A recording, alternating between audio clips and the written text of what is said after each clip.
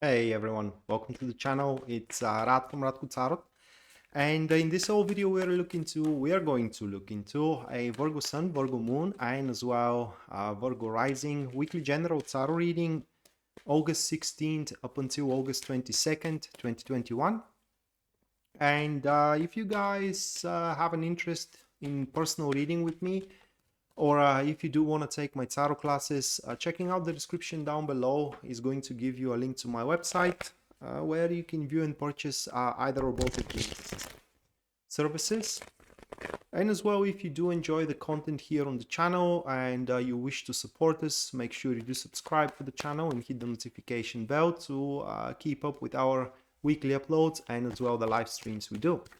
So with that being set aside, moving to the general reading of Virgo for the week here, the very first card you do have Virgo, that is going to be the Queen of Wands.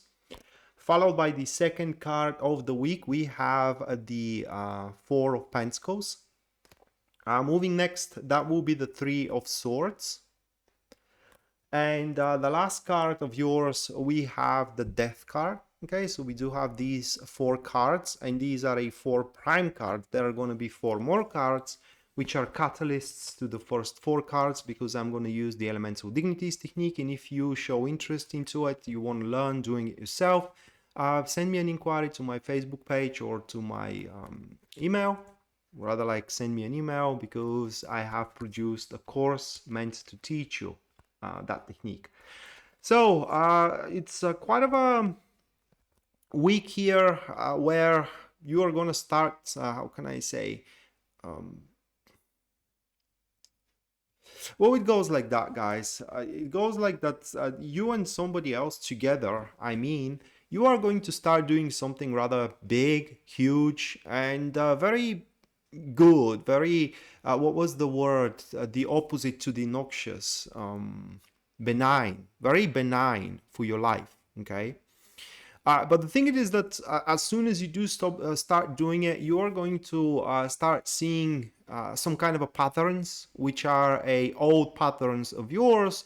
And literally, once you do ensure its stability, you are going to start working on those patterns to correct them, to simply extinguish, so to speak, the negative impact that these noxious patterns could have on the endeavor itself. And the endeavor itself will be defined with this Queen of Wands here, and let's see how that individual is going to perform or manifest into your life. The accompanied card, that is the Page of Pentacles.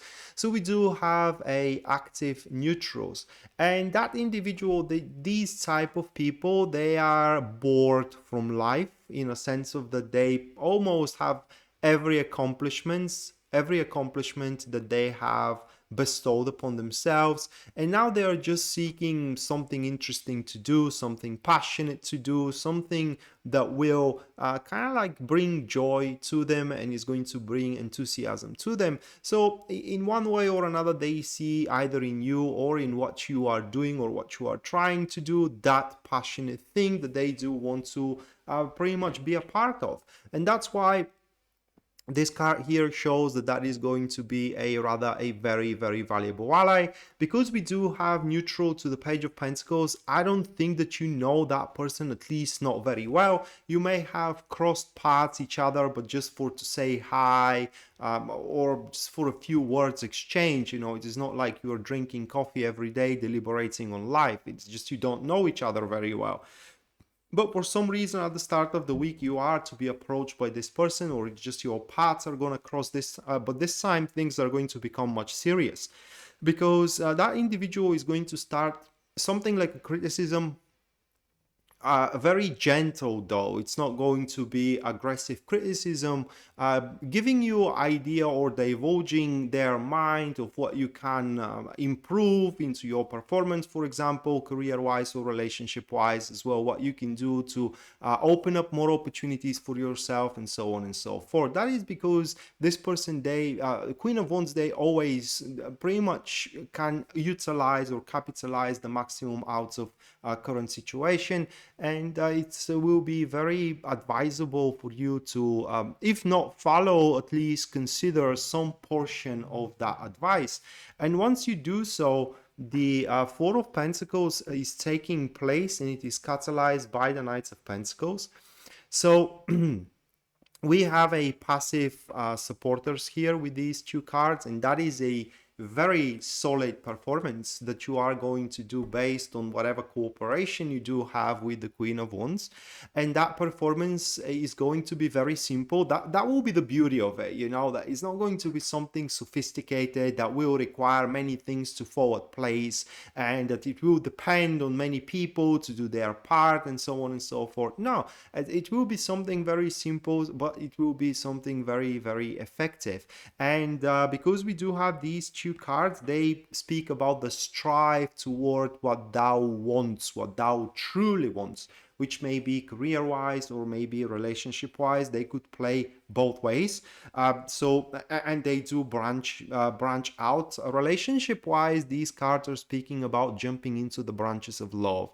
And once that, but not just only jumping into it and letting it to flow, and whatever happens. No, this is about jumping into the branches of love by ensuring that that love will endure. So doing everything necessary to build up trust, doing everything necessary to build up reliability as well. Career-wise, these two cards are speaking about very meticulous and as well immaculate, so to speak, performance into one's deeds and as well into one's project, where everything pretty much is taken under consideration and there is nothing left unchecked, there is nothing left out there that can pretty much jeopardize any of your projects, and thus whichever field that plays out in your life, you are to ensure its certain and secure future. And then the Three of Swords takes place, and it is catalyzed by the Nine of Swords. The patterns that I spoke about, and those are internal patterns. These are not material patterns like actions or taking. These are fears that we do have here, guys. The fear of losing it, okay? The fear of being left alone, the fear of losing the job, the fear of losing the client, the fear of doing the wrong thing. And what this fear does to thine self? Well, it petrifies thine self. So being afraid to do something because you may think you may get it wrong makes you do nothing. And doing nothing, it just allows whatever you have to slip. So these fears, they definitely need to be overcome. They definitely need to be extinguished. The best way to do so is to confront the fear if you can. The other way to do so is to heal from a past failures. And the way you do that with these two cards is making peace with a previous consequences of thine actions, and as well stop thinking negatively. It's very important because here the fear is emotional, but the source of the fear is not emotions. The source of the fear is a celluloid imagination. That's what will be if you do lose whatever you are acquiring at that point. You know, what will be the life without it? And you got to stop thinking that way. You have to stop allowing these negative thoughts to twist and tangle in your mind, because otherwise it's very likely that you may find yourself lost. But also fear is a great motivator, especially with these two cards, and it points that the more you feel that the thing is slipping, the more you will strive to sustain it. Okay, the more tenacious you become to prevail. And thus that will make you exceptionally good into managing crisis. That as well is going to make you exceptionally good at not performing at the outer limits, but being better than others. And the last card here at the end of the week, which is the Death card, it's accompanied with the Five of Cups. And oh my God, we do have a passive supporters. And that is where you do make peace with with